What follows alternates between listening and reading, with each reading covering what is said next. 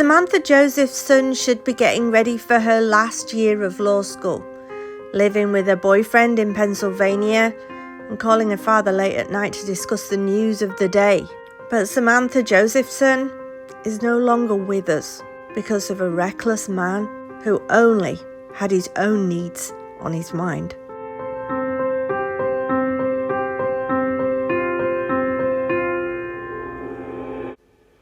Samantha Josephson grew up in New Jersey with her mother and father. She, at the time of this story, was attending college, receiving a full scholarship to Drexel Law School in Philadelphia. I mean, how many people managed to get a full scholarship? So she was intelligent, and she was majoring in political science. She had the brains and the beauty. She was in her senior year, and she'd just passed her exams at Drexel. Samantha was described by her friends and family as smart, goofy, sassy, kind and outgoing, and she was also career-driven and intelligent. She was really looking forward to the next chapter of her life. Samantha would call home nightly to discuss her day, and she was so close to her family. They all wanted to hear what she was up to and gave her advice about situations or decisions and things that were going on in her life. And she also had a boyfriend called Greg. They were in constant communication with each other, and he loved her very much. She was away studying, but had intentions of coming home very soon, getting a job closer to home and being close to her friends and family, and even moving in with Greg. Samantha had it all: a supportive family, a loving boyfriend, great friends, and a good career ahead of her. And when she wasn't listening to Jake Miller or Keaton Stromberg, she'd enjoyed watching Pretty Little Liars on the TV and had even read Justin Bieber's book, First Steps to Forever. Samantha had not seen her friends in a while, and she was excited to catch up as she'd been filling out applications for law school, studying for her exams, and her life had been just so busy of late that she needed a night out where she could just relax, kick her feet up, and catch up with her friends. Samantha was excited to finally go out and celebrate with a night out at the 5 Points district of town, which was in the downtown Columbia area. Samantha had got ready. She'd met up with her friends to start the night off right. Samantha and her friends arrived at the Bird Dog Bar around 12:40 a.m. It's quite late, isn't it? I remember going out and we used to set off at 7, but I think things have changed. So on March the 29th, 2019, Samantha, who was in constant contact with her boyfriend Greg, and he was living in Charleston at the time, went out with her friends. He and Samantha had a very loving relationship. He described her as the love of his life. And Greg said on that night that Samantha had been asking him to come out and meet them in Columbia. But Greg said no. But Samantha was planning to visit him in 2 days' time anyway, so they were going to see each other then. At around 2 a.m, Samantha decided to leave. Because she had work the next day, she'd seen her friends and she just needed to go and get some sleep before, she had to get up early. So she left the bar alone and waited outside for the Uber. She'd ordered it on her phone, and so she was waiting for it to arrive. And she was picked up at 2:09 a.m. Greg said that he had Samantha's location on and noted that the Uber had left in the opposite direction of the apartments where Samantha lived, but he didn't think much of it. He just went to bed and thought, well, she'll call or text me. So Greg called or texted Samantha several times, but there was no answer. He then went to bed thinking maybe he was just overreacting. Greg said he woke up later that morning on the 29th and had several missed calls from Samantha's friends. Her roommate said that Samantha had not come home. She wasn't in her room. She'd not shown up for work, and everybody was quite concerned. Her roommate had also searched Samantha's computer and discovered that her Uber had been cancelled. But when Samantha's friend told Greg this, that she'd got into a vehicle and started moving away from the bar in the opposite direction to where she should have been going, but he knew she was in a vehicle because of the speed that they were going and how quickly she was moving away from the bar. So he knew she'd got in a vehicle. Greg said he left to drive to Columbia straight away because he was worried, and he contacted Samantha's parents. Marcy and Seymour were then concerned as well, and so they contacted the police department.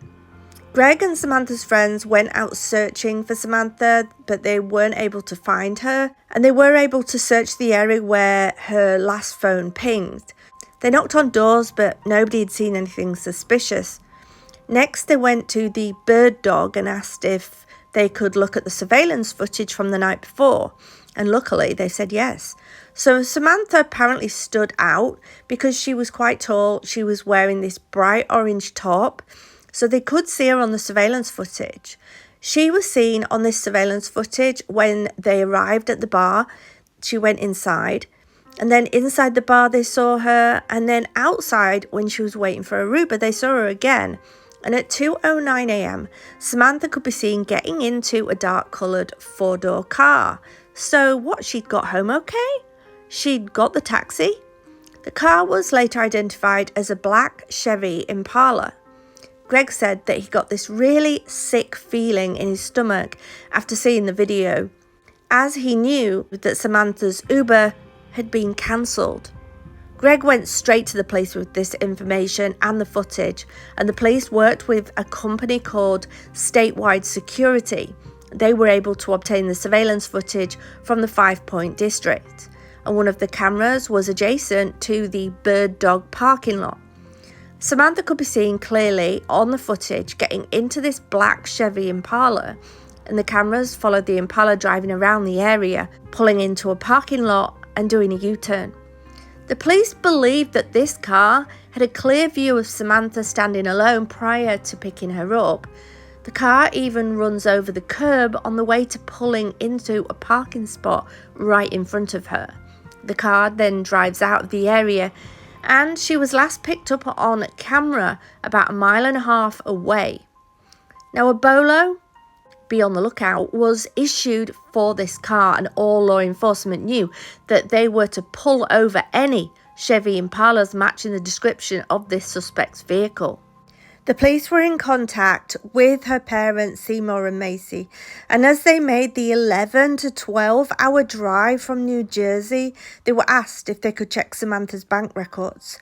Samantha's card had been used twice, and the first time it was used at an ATM about 43 miles away from Columbia. The second was in Columbia. Both times the suspect had failed to withdraw any money.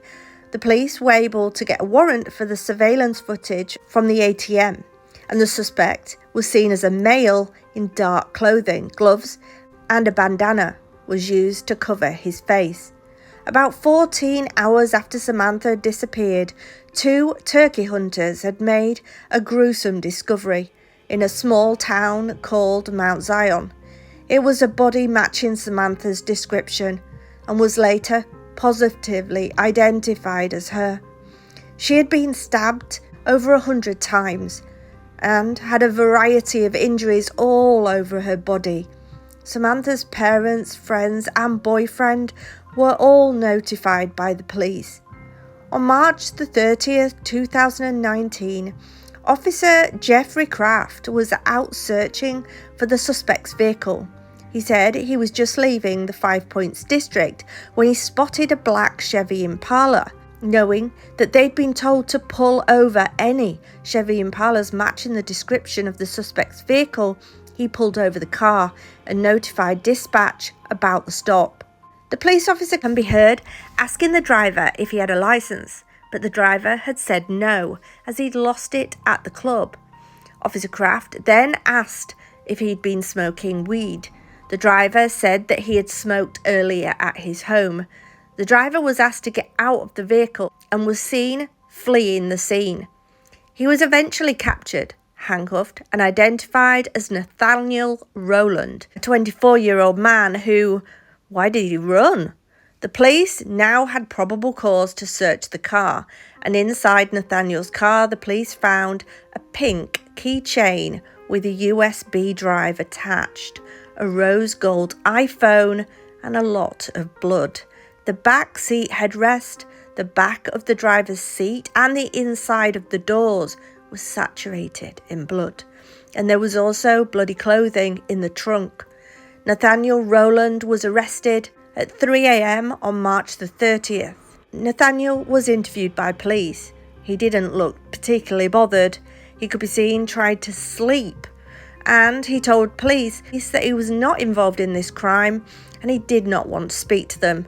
The police tracked down Nathaniel's girlfriend. Her name was Maria Howard. She was also interviewed at the police station, and Maria said that Nathaniel had picked her up from work on the 28th and said that they'd returned to her house. They talked for a bit until she fell asleep around 1:30 a.m. and Maria said that she had to be at work the next day at 7, but Nathaniel wasn't there and didn't return home until around 7:45 till 8 a.m. A search warrant was obtained for Maria's home, and in the trash in the back of the house, police found more bloody clothing, bloody paper towels, cleaning supplies, and the murder weapon, which was a multi-purpose tool. Samantha's blood was found on all of these items. Maria had admitted that she saw Nathaniel cleaning blood from the car. She said that she didn't call the police because she was too afraid. Surveillance from the repair store and from the ATM were compared, and in the footage, Nathaniel was wearing the black hoodie with the white strings. Nathaniel was charged with kidnapping, murder, and possession of a weapon during the commission of a crime. The police believed that Nathaniel's motive had been to rob someone, but then he saw Samantha waiting alone and pretended to be her Uber. Nathaniel used his child safety locks to trap Samantha in his car, and he hoped that she did not fight back. Samantha's footprint was found on the back window of the car. Nathaniel was able to overpower her and kill her. He then left her in a field in Mount Zion and attempted to clean his car and destroy evidence. On the 27th of July 2001, Nathaniel was found guilty of murder, kidnapping, and possessing a weapon during a violent crime. He was sentenced to life in prison. Samantha's parents did establish the What's My Name Foundation, the acronym SAMI, which stands for Stop, Ask, Match, Inform. Law requires more identification on rideshare vehicles. Now vehicles must have 2 place cards on their vehicles. The drivers must also have their photos and license plate numbers in the app. The surveillance footage of Samantha standing outside the club is haunting, knowing that that was her last moments on this earth. It's heartbreaking that Samantha was spotted by Nathaniel, that he'd lured her into his car when she was just waiting for an Uber to go home. And it's possible that if Nathaniel had not been caught, somebody else, another innocent person, would have been a victim. What do you think about this case? Let me know in the comment section below, guys. Take care, and I'll be back with you again soon. Bye for now.